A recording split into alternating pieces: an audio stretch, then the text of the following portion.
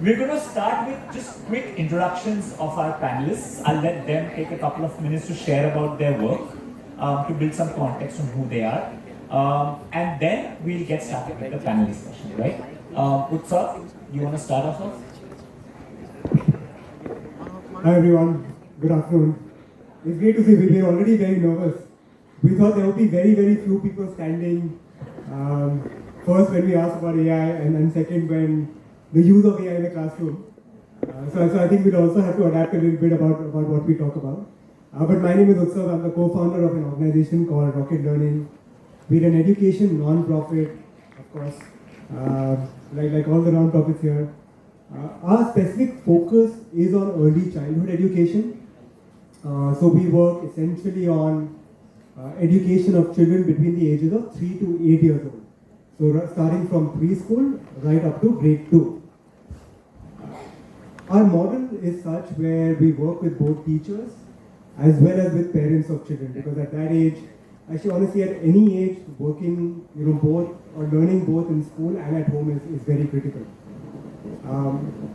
With teachers, we work both in terms of training them in person, but also using technology. The same with parents as well. The way we think of technology is, of course, we know that technology has wide access. But the way we also have started thinking of technology more and more over time is what can we do with this access? What is the kind of data that can be generated from this access? What is the kind of data that can be shared through this access? And I think just over time, we have children, today we have about 2 million children learning on our platform. And with that obviously comes a lot of data of the children. One, how can you use that data responsibly, which we'll talk about very soon. But I think more importantly, that data can be used to personalize the learning for every single child. And I think while we, in many cases we are in a classroom setting, the standard classroom setting is 1:30, 1:40. How can you ensure that every single child is then catered to at an individual level? The teacher is guided for every single child. We'll of course talk more about that, but that's our journey in terms of early childhood education. Thanks so much. Thank you. I am Akash. I am the Chief of Staff for Khan Academy India. Khan Academy, as some of you might know, we are an education non-profit. We have a platform which has free content, free educational resources for kids everywhere around the world. Our goal is to make sure that we deliver them to every student in the way that they want everywhere around the world. Of course, for us, just like Utsav, technology plays a crucial part. What we are trying to figure out is how can we use technology as a tool to equalize and include as many learners as possible, make sure that learners who don't have access to quality education, we are running after them and really providing a relevant contextual education to them. Lately, with the new advent of generative AI, we've also developed an AI product called Khanmigo. It aims to be the most personalized tutor, the most helpful teacher assistant to the teacher, and we are just getting started on this journey. Our product is definitely out in the market in the US. A lot of teachers are using it. The goal is to make sure that it comes to as many learners as quickly as possible. Yeah. Thank you. Hi everyone, my name is Nidhi. I am the co-founder and CEO at Navgurukul. I think what we do at Navgurukul is best seen by actually listening to our alumni. So if you could just I was just going to say we're going to listen to 3 powerful women now. We're going to start with Bhagyashri. Can you play Bhagyashri's video? Then listen to Nidhi and then Payal.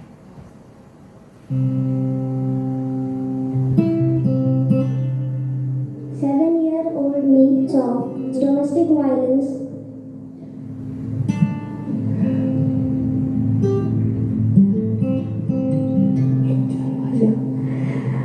I grew up having people I didn't want to be like and seeing situations I never want to be in. Not all of us are dealt with the right cards, but that doesn't mean we can't reshuffle our deck, outgrow your environment, and transcend your reality. In Navgurukul, I learned cutting-edge software popular programming languages such as Python, JavaScript, and many more. The various community activities, sleepless hackathons, early mornings, and skipped meals paid off, and I got chance to apply for an internship at the top organizations not only in India but the world, the NatWest Group. To be honest, I wasn't sure if I could make it because there were people with IIT degrees applying for the same and I was just 12th pass out. And guess what? I made it. In the 6 months internship, I worked in a specific business as a software engineer intern and delivered real-time projects. Eventually, noticing my caliber and potential, the company acknowledged it by offering me a permanent software engineering role. All of this wouldn't have been possible without my family supporting me, my school raising me right, Navgurukul believing in me, and my organization recognizing the talent that I hold regardless of the educational qualification I possess. And to all the youngsters coming from a challenging background, especially girls, it is our choices that define us far more than our abilities. Thank you.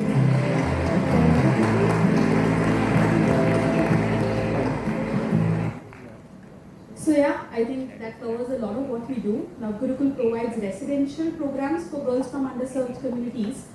Any student who has finished 10th standard can come to Navgurukul. It's a fully free program. They don't have to pay anything for it.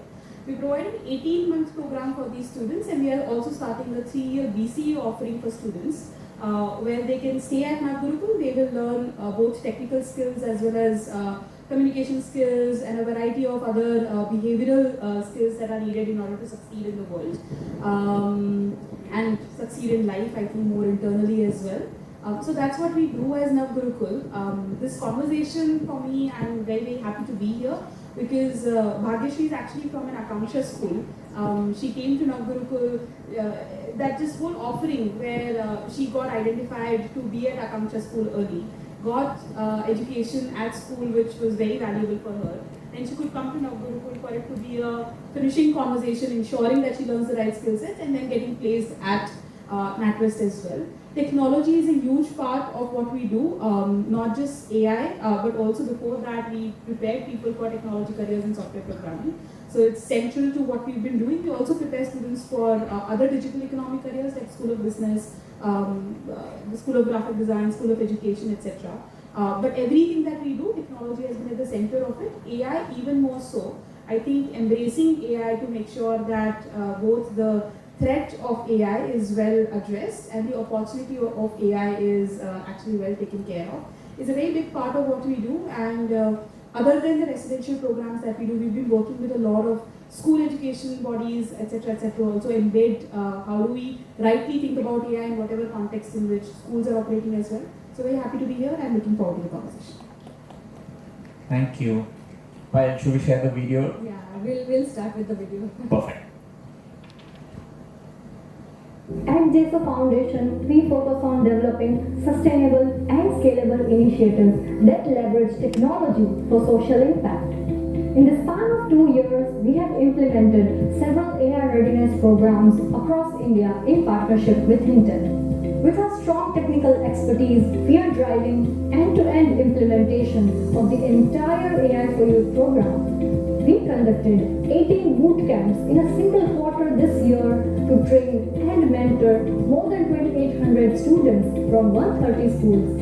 Mentored students then developed more than 1,100 innovative AI ideas and developed a platform for tracking students' learning journey and advanced worksheets for programming practice. We also supported overall execution of national level AI skilling programs such as Building AI Readiness among Young Innovators and Responsible AI for Youth 2022. To increase AI awareness, we collaborated with state education departments and local authorities for the rural outreach of the AI for All program and oriented more than 150,000 citizens with basics of AI.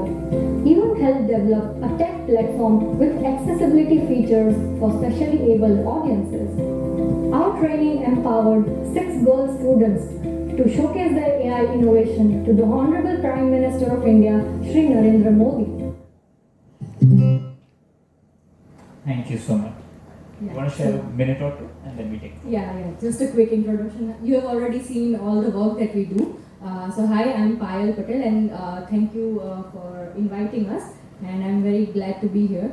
And so I lead program and initiative at Jayso, and we provide agency and resources, and we develop educational and sustainable and scalable initiatives around digital readiness. So we promote digital readiness, and as Nidhi said, AI and technology is at the core that we do, and we work towards busting the myths around threats of the technology and how we can leverage the more out of the technology and make it more inclusive. So that is what our mission and aim is. Thank you so much. When we were thinking about this panel, I think we were planning for it in, I think, 3 phases, right? One is the prep for what we want to share. Second, how do we want to use the panel? And third, I think, how do we continue the conversation with all of you, even beyond the panel? So Payal, for example, will also be at the Share Fair, showing you some of the tools that she's built. So if you want to meet Payal, you can spend some time with her there as well. And we've also collated a lot of resources that we'll be sharing with you post this panel. But I really wanted to start off with you just turning to the person next to you and just sharing one quick takeaway that you would want from this conversation with context to using AI in your work, that you would want to get from the entire day and even from each of them. Just turn to the person next to you and share one quick takeaway that you'd love to get at the end of this session.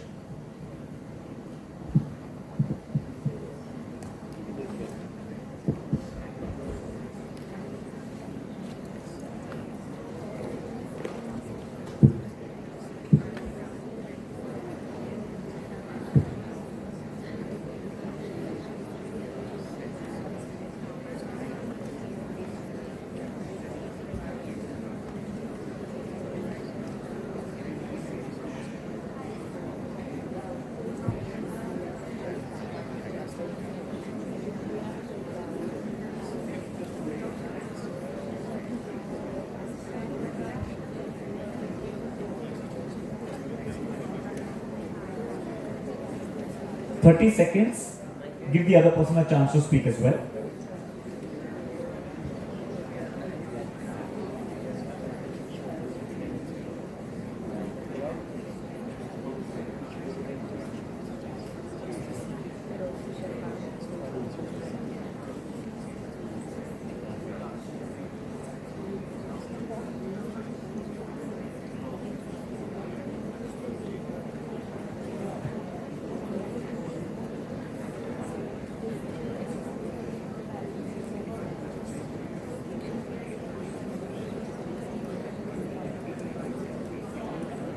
Thank you, everyone. We'll come back. Mukesh, you could actually you're talking across the lane. You could just move there. But thank you. Let's quickly dive in. Akash, if you can get us started just through Khan Academy globally, how you see at a global context, how are things changing from an AI landscape? So, I mean, I know a lot of you are already very well aware of what is happening in AI and in education. But just to zoom out a little bit, AI as a whole, all of this talk about the buzz about AI was triggered by the launch of ChatGPT. Everybody, I'm sure, that is the most popular tool that all of you have used. That is just one form of AI. It's based on generative AI, which is powered by a technology called large language models. Not important. Suffice to say that AI has actually been a part of all of our lives even before, right? This whole new buzz is triggered by the generative AI technology. When you look at the US, when you look at Silicon Valley, you have all of these upstarts, OpenAI, Anthropic. Many of you would have used text generation, voice generation, video, images. Even Canva has an image generator, right? So all of these are powered by the generative suite of AI. When you look at education as a whole, in this scenario, it is a very nascent space, honestly. There are a lot of upcoming small products that have sort of been disseminated across whoever can find the nearest or the easiest product, but in terms of a large scale product which is out in the mass market, Duolingo and Khan Academy are the two that come to our mind, both of which are generally just trying to use generative AI for learning. At Khan Academy, what we are trying to build is like I said, a teacher assistant. So somebody who helps the teacher in everyday activities, right? So that could be pre-classroom. Do you want a lesson plan? Quickly, Khanmigo can create one up for you. If you want to do an assessment, it can generate question papers for you, and so on and so forth, right? So that's broadly basically what AI in education looks like today. Only two big products that are out in the market. In India, as such, there are no natively developed products that are at a large scale adoption, but of course, some of the work being done by Rocket, Navgurukul, Jayso, they're all propagating a lot of AI usage in education. Many TFI, Teach for India alums as well have some small use cases that they have developed, right? So that is broadly the landscape in which we are sitting today, right? It's a very nascent, very upcoming, very new sort of a technology that is now slowly entering into the lives of everyday people. Philosophically speaking, many of you might know Bloom's taxonomy. I'm sure a lot of you have heard. Can I have a raise of hands? How many of you know Bloom's, right? See, it's a very advanced audience, right? Bloom's, Benjamin Bloom, the developer of the taxonomy, also did the 2 Sigma study. How many of you have heard about the 2 Sigma study?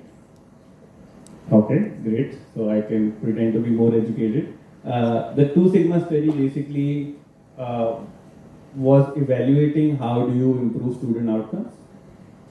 The first level of unlock in outcomes happens when you deploy something called mastery-based learning, which is much less to do with just teaching the same thing and apply and like understand, remember, and taking it to a much more advanced level. The second level of unlock that Bloom's discovered was that personalized tutoring. One-on-one tutoring truly unlocked a whole new level of learning outcomes, right? Just to give you 2 examples, 98% of students who were tutored had better scores than the control group.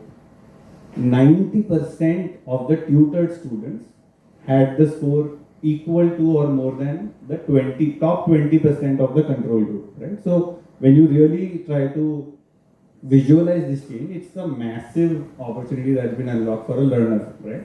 What AI is trying to do and supposedly has the potential, we are also seeing it in real life, is that AI can act as a personalized tutor to a learner.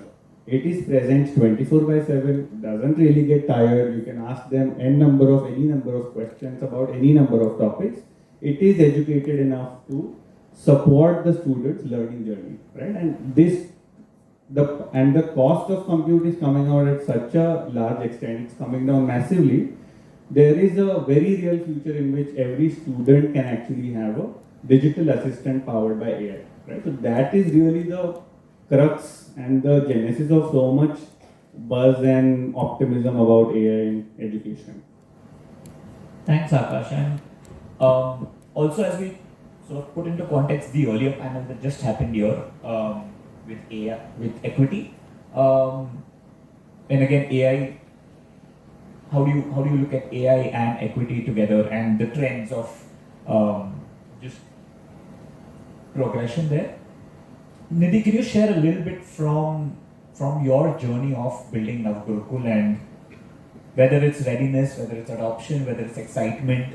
How have you seen just need, excitement for AI shift in the demographics that you've been working with?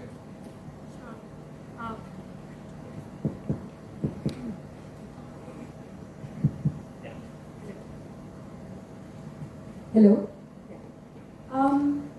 So I think the demographic that we work with, right, people largely coming from underserved communities, and more often than not, I think someone in the morning was talking about it being an at least conversation with them. At least they will be able to do this, at least they will be able to do that. And for us at Navgurukul, it has always been about if someone can, everybody can, if you ensure that the right learning environment is visible, is accessible for people. And that's what we started out with, right? Like very ambitious people who have just finished 10th standard within 18 months taking up entry-level engineering roles, which usually takes 10 plus 2 plus 4 for people coming from even privileged backgrounds. And that was, to begin with, very, very ambitious. Now, because we are in the world of ensuring that people are going into digital economy jobs, technology careers, digital economy careers, entry level, AI has a huge impact. And this conversation has been very alive within Navgurukul. Students asking questions around whether IT careers will even remain at all present. And which is, in my opinion, a very valid question. Right? Like we can say that there is a myth around the technology or what AI will do, but I think it's important to also talk about that there is a very valid concern about what AI will do to some of these careers and actually a lot of these different careers. In our understanding, what this means is that it is a very real threat, and at the same time, equally, it is a huge opportunity. I'll tell you what I mean. We've been talking about self-paced pedagogy at Navgurukul for the longest time. We believe, and I think a lot of people here would know about this, right? Like students taking ownership of their learning will actually transform what the relationship with learning is, which will then very directly transform what the learning outcomes are.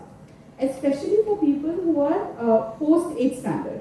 Early childhood education tends to be very different, but how learning can be facilitated post 8th standard, self-paced pedagogy can be game changer, and that is why we've been able to, it's at the heart of why we've been able to achieve these outcomes just 18 months, 10th standard, coming from when students come to Navgurukul, more often than not, they are not able to do linear equations, they are not able to speak 2 sentences in English, but within 18 months, they are able to take up a job in React developer.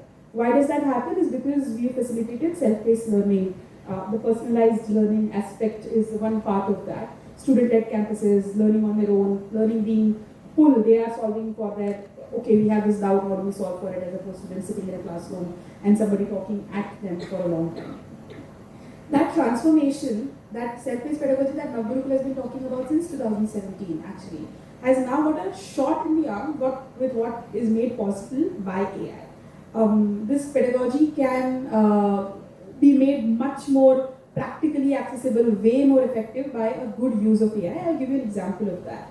For example, we now have designed activities, and not only we as in Navgurukul team, which is also by the way 65% Navgurukul alumni, we are a very community represented organization, but our students also now design activities. One of the students came up with an activity where they said that, hey, we want to learn. We talk about learning to learn quite a bit. And so learning to learn about something that we don't know anything about would be the greatest way to learn about. So students designed an activity where they said we will read a medical research paper with the use of AI. Generative AI obviously has played a huge role. And not just ChatGPT, there are other PDF reader tools which can be actually very accessible in helping people learn about text that they hardly have any background in. Now medical research, right? Like you and I will struggle reading a medical research paper. Students from these backgrounds actually designed that activity, they read that research in groups, they actually created portfolios and they created presentations, talked about it, competed within themselves, and came out with a very good understanding of what ALS is or AIDS is and what is the research that's happening in curing some of these things. With no background in medicine, nor an interest to make a career in medicine, with a pure intent to learn, something that you don't have access to. And this has been made possible by AI. While we talked about self-pedagogy before, we could never even dare to ask students to do an activity like this before, which now is very possible. So that's a... Thank you. I'm going to move from the age groups you work with to the age groups that Rocket works with. Through an interesting, just quick story. One of the circle entrepreneurs, Akash, he's somewhere in this campus. You should talk to him if you haven't. He started a school in rural Kanpur. He wants to build a chain of schools called Sky High Schools. And the first challenge he encountered after infrastructure, which is finding a building, is finding teachers who would want to teach it's about 100 kilometers from Kanpur, so even for Kanpur teachers it's hard. A couple of Teach for India fellow alumni made, I think, a leap to join him and his mission. And then they were thinking about how to use AI in the classroom, as the students were starting, and the logical start was with the teachers to start doing lesson planning because it's a fresh school you're building just from scratch. So you could start giving the teachers, this is your teacher development, you've got to use AI. But they also started experimenting with what would it look like for third graders and fourth graders to also be exposed to AI. Like what would they do with it? And it was very, very interesting to see how some of their own sort of lesson planning started incorporating students in planning the lesson together. So I'm just going to shift from students in probably grades 10 and above using AI to students in grade 5 using AI, maybe not early childhood, but how are teachers using AI in early childhood education? That's a really interesting story, by the way. So to be honest, a lot of the schools that we work with, and we also work with a lot of Anarkats today. Today, the use of AI isn't as prevalent. But I do think that the use of AI can be very prevalent. I think this audience here largely accepts that technology is real and AI is real. And I think that the first step in my mind to leveraging the power of technology is first just accepting that this is changing. And I think the moment all of us accept that, I think we can leverage it for good and also be aware of what the negative consequences of it could be, just so that there's a watch out and we can discuss that more. I think we spoke about self-learning and mastery-based learning a lot. I think that applies to early childhood as well, in many ways, because frankly, mastery-based learning, simply put, it means that you master a concept and then move on to something else. Please correct me if that's wrong. And that pretty much starts when you're 5, 6 years old. Very often what happens in our classrooms is you pass a test and you move on to the next grade, or you pass an exam. You obviously do not always get 100 marks on every single exam. That means you may not have necessarily mastered that particular subject, but we've all done that, right? So we move on to the next grade. Mastery base essentially means that you firstly fully master that. I think that can be done. In many ways, the way I think is, starting from a very, very early age, you can almost have, when we talk about personalized learning, I think of having a personal educator for every single child, where there is someone guiding every single child along their journey. That guide also works with the teacher, that guide also works with the parent. I also think there's a lot of information asymmetry at any age, but especially at that age, information asymmetry between, let's say, what a teacher thinks, what a parent thinks, etc., is not helpful. So information symmetry for a child is very critical at that age. So that a teacher in the classroom is focusing on that, a parent at home is focusing on the same thing for a child. And I think technology has the power to remove that information asymmetry. So I think that's very powerful. And I think in terms of early learning, I think the third benefit that I see in terms of early learning is just identifying also, some of the gaps that a child will have or can have, right? Early detection is very, very difficult in many of our settings that we work with. I think through this, if a child is really struggling to read or learn, I think just beyond learning as well, I think a lot of potential sort of things can be identified at a very early age through the use of AI. I think maybe a fourth thing that I will just add is, I think all of us learn a lot through experiences. Experiences could be, it could be going to the zoo, or it could be traveling, or any of those things. I know we're talking about AI a lot, but I also think visualization is very, very powerful. And I think just the use of AI, maybe the use of VR, etc., over time, can just transport a child to pretty much any place in the world, to anything in the world. And I think that's a power that is that I think has yet to be explored, which I think will be very, very crucial for learning of our children. But just to add on to what he's saying, you know, the other power of AI is also kind of helping the teacher do their primary job. Right? So, how many of you what is your favorite part of teaching? Right? Can I just have somebody answer? Being with the children. Okay. How many of you think teaching is the best part of teaching? Being in a classroom in front of kids and talking. How many of you love administrative tasks? How many of you love making 100 million lesson plans every day? Right? So when you think about your life as a teacher, what unfortunately has happened is a lot of other responsibilities which are in service to teaching or completely unrelated have fallen into your shoulders, right? With AI, you can envision a day where some of these activities are getting outsourced, or at least your bandwidth is getting reduced. For example, instead of having to create a lesson plan from scratch for every grade, you can have an AI assistant just help you whip up 10 lesson plans and you can select the one that you like. Or if you wanted to just change something and say, for example, your kids love football, not cricket, and the lesson plan is centered around cricket, you can actually ask the AI bot to just regenerate a lesson plan which is more relevant to you. That's just one. Creating assessments, easily outsourceable to an AI tool, right? Of course, all of these are just in tandem to a teacher's regular activities. If you have a classroom which has a wide range of learning levels, there's a student who's at grade 6 level, there's a student who's at grade 9 level, and you are in grade 9, right? So how do you equalize the level playing field? More often than not, we also see that a lot of teachers are trying to just equalize the common, bringing every pupil on the same page, right? A large chunk of their class is just doing that much. Now imagine a world where that child has a personalized tutor.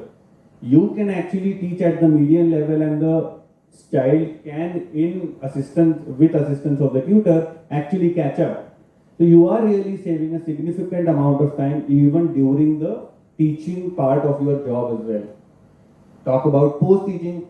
At least when I was an educator, I rarely had the time to go through every person's test scores. Very easy, right? I could easily categorize, this is a 90% plus kid, this is an 80% plus kid. But what does that mean? Was I actually able to tell you that, oh, 5 kids in my class struggle with addition, 6 kids in my class struggle with division? No. It was a very time-intensive effort.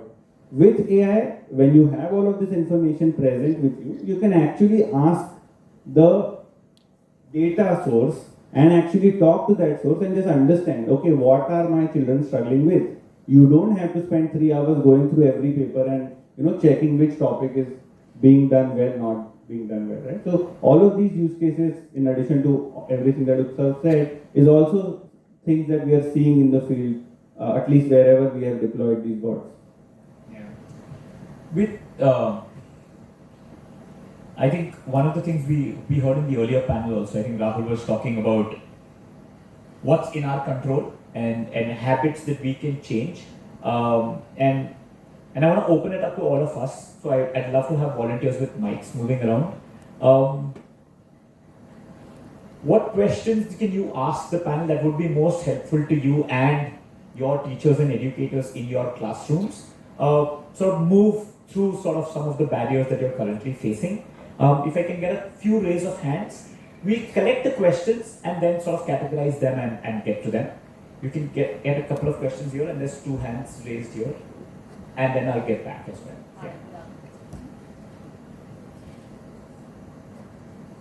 Just long press hold. Hi, good afternoon. My question has to do with the title of today's panel, Disruptions Through AI. So, I'm not a jaded educator, though I have been here for over 3 decades. I'm still learning and each day. I want to really understand what are the kind of disruptions we are talking about. Some of them I've already heard and I'm super excited with those disruptions because truth be told, I'm not really using AI as much, but I will starting from tomorrow. But I'd love to know more about these disruptions and what, according to you, will also be some of the disruptions that would go on the negative side of the spectrum? Can you get a couple of mics here? Oh, somebody has a mic? Yeah, good morning. So since this is a space for inclusivity and we're talking about AI, so my school is back in the Philippines, in the southernmost island, where children on a, of course, global standard, a poor person cannot even buy a phone in a year. So my question would be, what is the involvement of learners who doesn't have access to technology? And how can we deliver AI impact on learners in cases like this when they don't have access at all?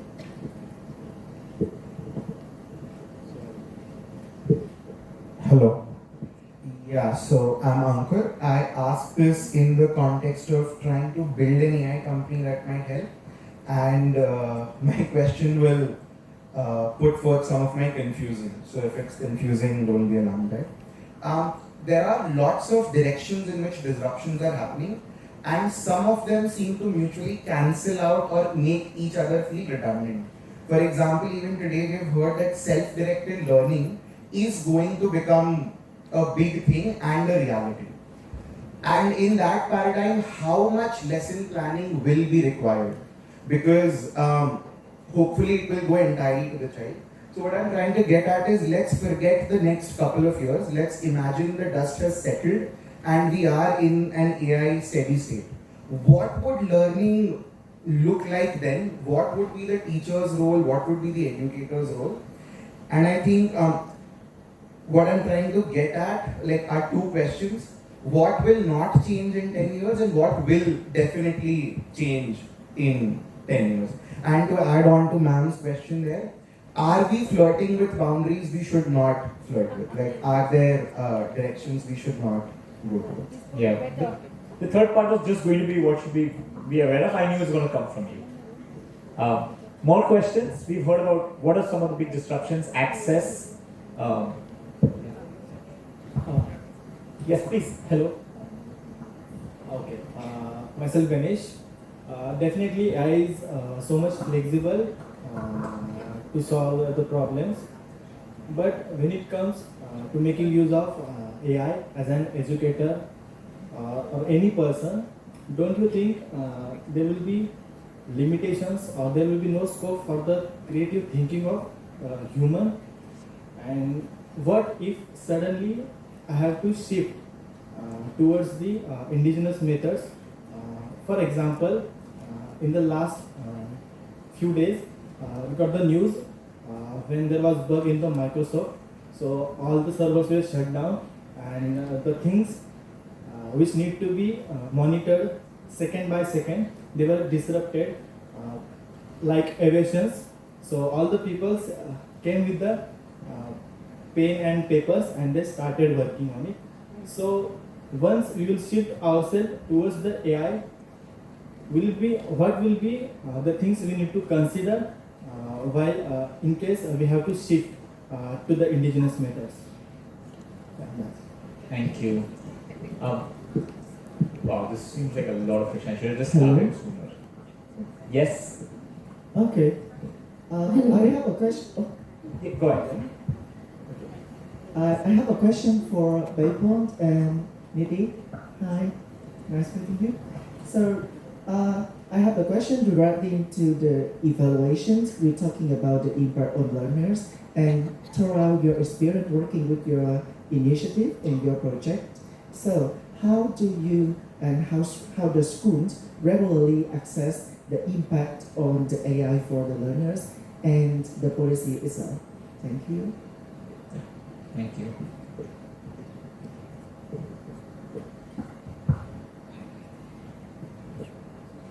Try speaking into it. Sure. While you work with your mic, can I put my question forth? Yeah. Yes. While we all talk about how AI is not here to substitute to teachers, but to help them out, I really, for two projects that I'm working on, one in a remote location in India where there's no internet, no network, I can manage to set up internet in one school but not the entire village, even through it, if it means like geophiles and portable internet connectivity. And also in, let's say, municipal corporation in Delhi, where I have empty classroom, 600 students and 6 teachers. In those contexts, I can build a smart classroom or a virtual classroom with AI facilities, but can't ensure that each student gets to practice it every day at home. Can there be, or will there be a time, or even if it is good, to have AI actually be substitute for teachers to actually deal with the problem of the dearth of teachers that we have? Thank you. Let's hear from you, and then I want the panel to answer, otherwise we forget all the questions. So I think my You're writing question them. is a little bit related to all of these questions, because I personally believe that we should not replace in-person learning spaces and in-person mentoring and teaching from educators.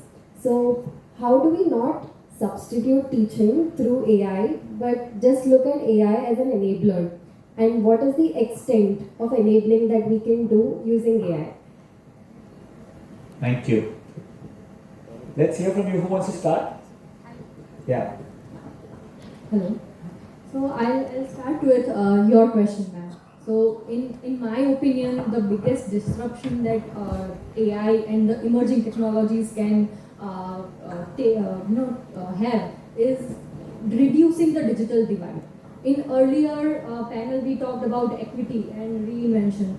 These technologies can provide a level playing field for all the students. If you might have seen through this video, we worked on Responsible AI for Youth program. The program was launched during COVID, like in June 2020, and it was specifically designed for government school students. No private school student could participate. So, and we got 50,000 plus registrations from far and wide areas of India. Almost all UTs are also participated. And what there combining your question with ma'am's question that with remote accessibility and lack of assets and resources, how do we cater to those students? What we did was we delivered the sessions on YouTube, because we thought that YouTube is even available on a feature phone. YouTube application is still there. So those are some of the innovations that we have to do, and when we are delivering the lesson or communicating with the students. So I think the digital divide is quickly reducing, and I can show an example whenever you are ready. So I'll just give a quick context. This girl student, she participated in this Responsible AI for Youth program, and with that program, she identified a problem in her own community. She came from a small village near Lalitpur in Uttar Pradesh. She was just a class 9 student, but she developed an AI project where she could predict which type of crop should be sown in the soil, because she was inspired by her father's struggle with crop production. So that was really inspiring for us. Another student was developing a scarecrow, because he saw a scarecrow with a computer vision, like a small camera. He developed a scarecrow with a computer vision. He used computer vision CV, and he could, with image classification, he could identify if there is an animal or a human entering the field. So those type of problems, people are, students even are identifying and working using AI. So that is I am very firm believer that AI and the emerging technologies can reduce the digital divide and make a level playing field from students from all strata. And we can all march together shoulder to shoulder and reduce this digital divide even reflected earlier, it reflected the socio-economic inequality in our society as well. So that is quickly reducing. मेरा नाम नंदिनी पुष्पा है और मैं Uttar Pradesh district Lalitpur से हूँ और मेरे project का टाइटल है मिट्टी को जानो फसल पहचानो। मतलब मेरी समस्या है कि हमारे गांव के किसान मिट्टी की जांच किए बिना ही फसल की बुवाई कर देते थे, जिससे उन्हें फसल पैदावार में औसत रूप से कमी होती थी। इसके हल हेतु हमने सोचा क्यों ना आर्टिफिशियल इंटेलिजेंस की मदद से कोई ऐसा टूल विकसित किया जाए जिससे किसानों को फसल पैदावार में वृद्धि भी हो सकेगी और किसान सुख समृद्ध भी हो सकेंगे। हमने मिट्टी के कुछ सैंपल लेके मतलब वाटर में मिक्स करके टेस्टिंग की। इसके हेतु हमें जो मतलब सेंसर द्वारा स्कैन करने पर पता चला कि किस मिट्टी में कौन सी फसल बोनी चाहिए और कौन सी नहीं।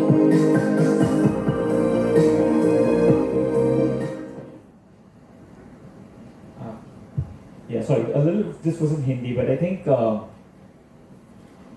just to again loop back to what Soumya started off with, right? Often it is our limitations and our barriers and children getting to where we might be, and what happens when you give students agency, and how do they sort of use how do they use tools, technologies. And in speaking with Payal about Jayso Labs, so many of the government students started thinking about using AI to solve challenges that their parents are facing, right? So like, what happens when you just empower students and just start in that sense? I just wanted to add that to Payal's point, and Nidhi or Utsav, go for it.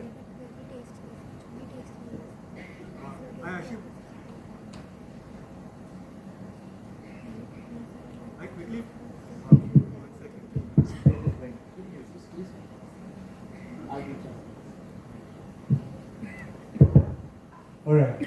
I think a couple of folks asked about disruption, the role of teacher, the fact that AI should be an enabler to the teacher. I think everyone sitting here would 100% agree that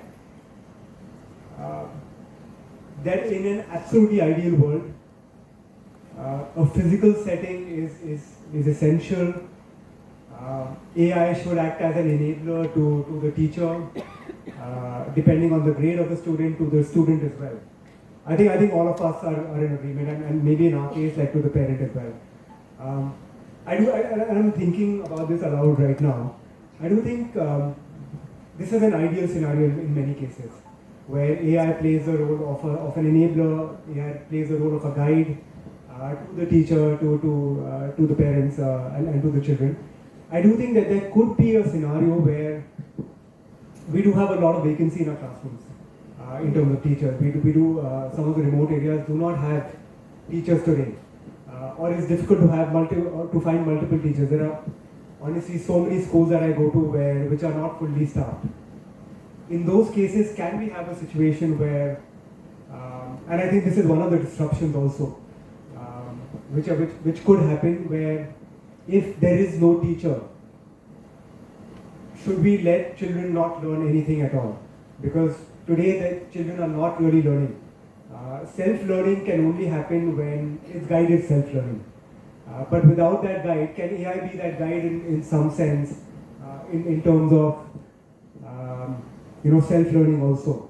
So I do imagine a scenario where AI is absolutely acting as a guide.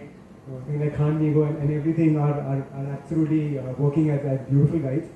But maybe in some schools, Khan Migo is, unfortunately, I'll also add that, unfortunately being the only guide, but at least being some sort of a guide to students and to parents.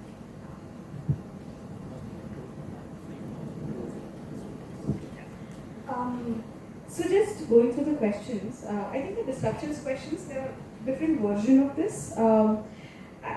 Slightly different perspective, very much aligned with what you're saying, but a different way to look at this for me is that AI, in general technology, when we started using technology even 15 years ago, when nobody was even really talking about technology, AI, in classrooms, there was a conversation around being an enabler, there was a conversation around being what role does it play. I think at that time also people said, but now so with AI even more so, that it's not about enabler or so, but just a different paradigm of how learning happens.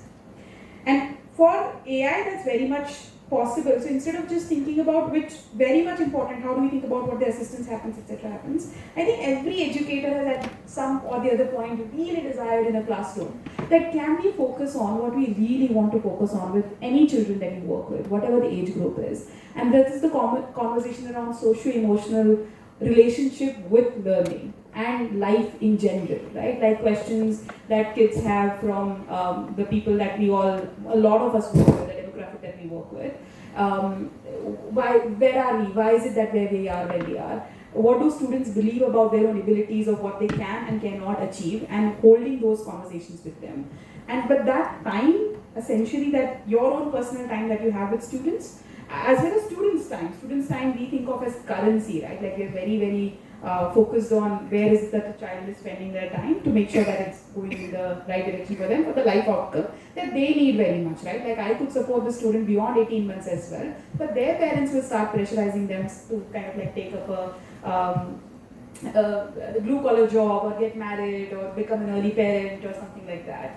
So their time is super essential. AI actually can play a very beautiful role in finally allowing us to have the conversations with kids that we want to and actually use AI in that conversation very well. For example, if I want to get my student to believe, a Bhagyashree-like student to believe that you can do this, me telling her is never going to be enough.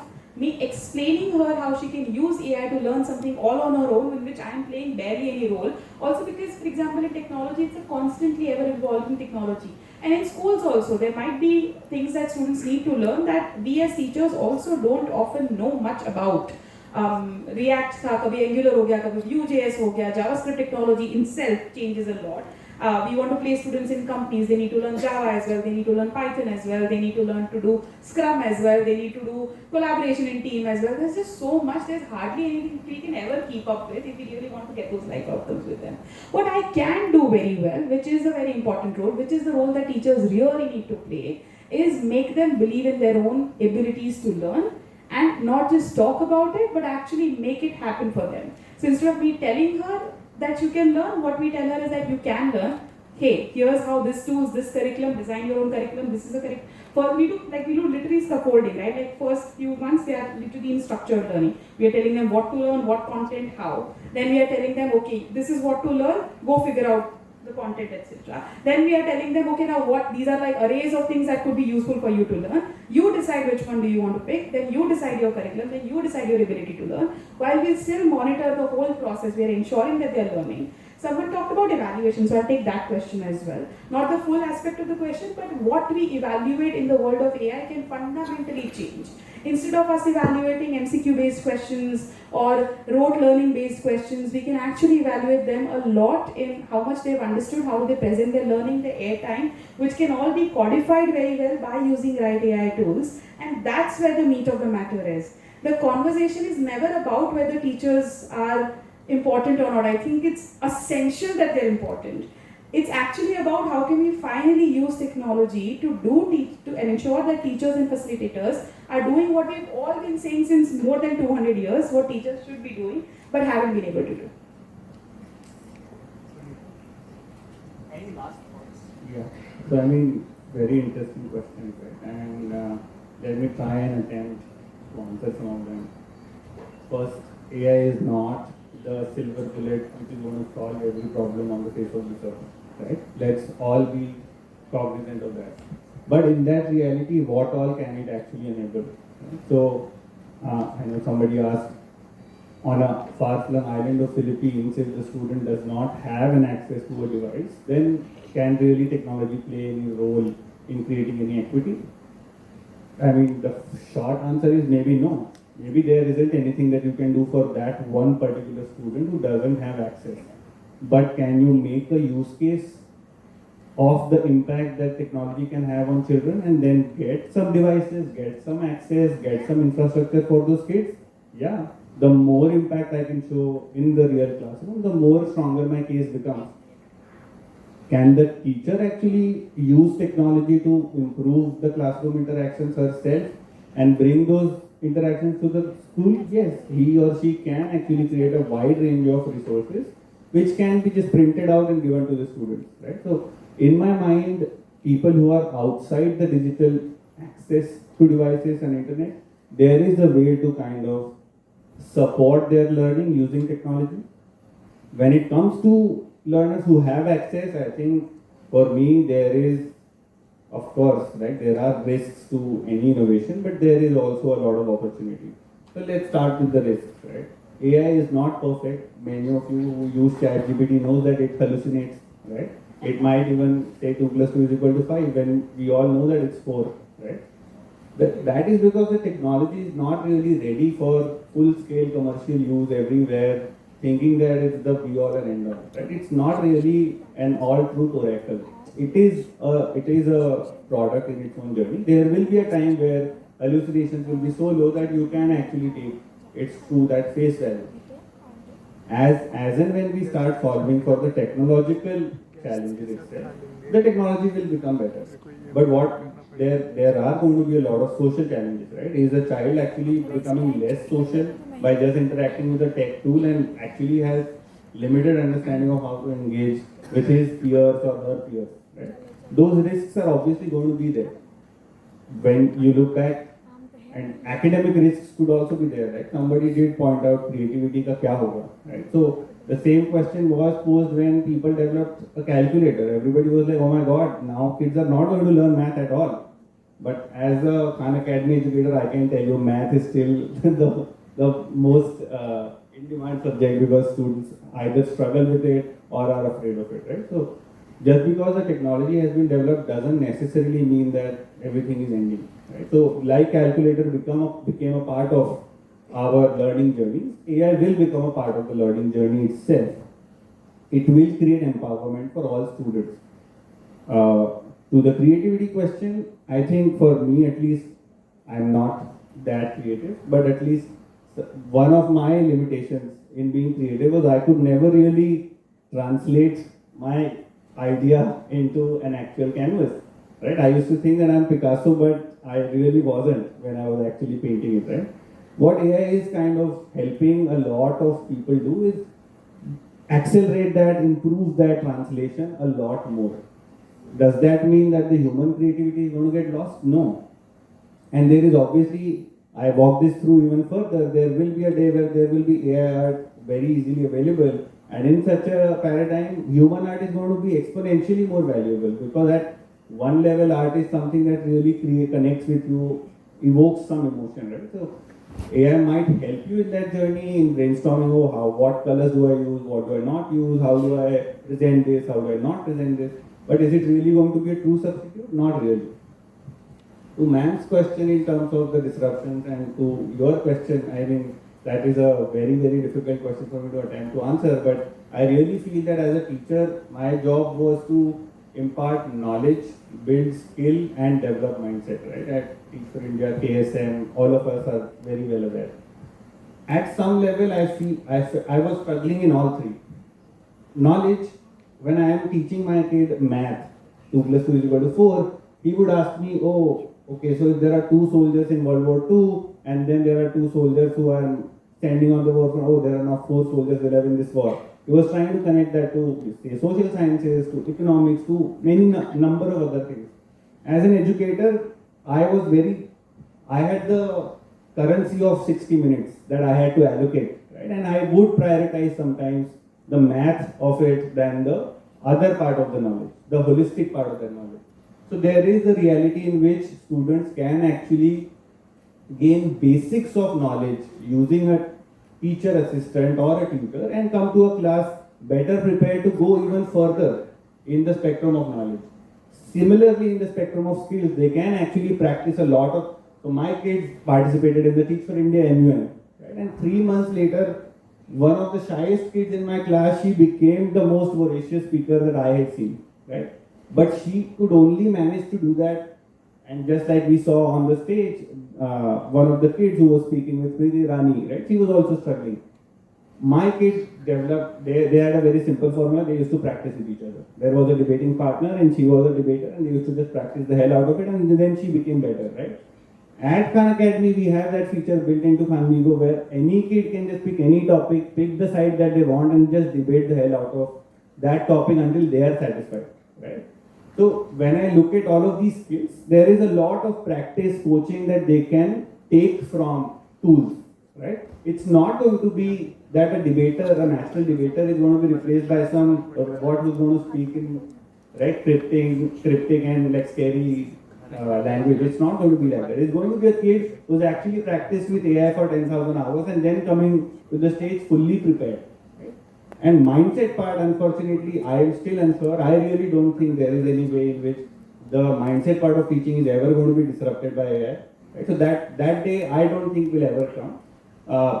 The little bits and pieces of AI that at least we have tried to incorporate is when a kid asks you the silliest question for the 100th time, a teacher or a human can get frustrated, but an AI bot can be coded to just be positive, right? So that is only the little aspect of mindset that AI can actually kind of integrate. But can it really build mindsets and ethics and integrity in students? I really don't think so. And probably to your question, that is going to be something that will never get disrupted even 100 years later at a steady state, right? Thank you so much, Akash. We've also run out of our own currency of time. So we're going to do what AI does best. We're going to move towards personalized learning. We're going to close with the start where you had paired up with a person who's standing and you were sitting. Someone's using AI in the classroom, someone's not. Hopefully, you can just have a small conversation with them as you move out to just understand what they're doing and perhaps continue this conversation so that it doesn't feel like an abrupt end to a panel. This is also going to move into shared fair space where you're going to continue conversations around your needs. And it's going to be much more personalized. So we're going to move towards a much more personalized next hour and a half. And I hope that you can continue the conversations outside.